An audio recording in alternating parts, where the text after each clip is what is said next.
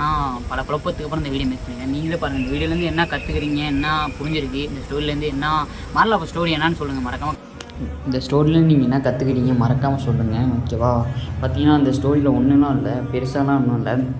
பார்த்திங்கன்னா உல்ஃப் ஒன்று இருக்குது, அது பார்த்திங்கன்னா நல்லா சமைச்சு சாப்பிட்டுட்டு தனியாகவே செஞ்சு சாப்பிட்டுருக்கு. ஆனால் வெளிலேருந்து பார்க்கும்போது அது என்னவோ அடித்து கொண்டு சாப்பிட மாட்டோம், அப்புறம் ஏதோ ஒரு ரத்தத்துலலாம் வாயில் ஃபுல்லாக பட்டிக்கிட்டு அது மட்டும் சமைக்க மாட்டோம் இருந்துச்சு.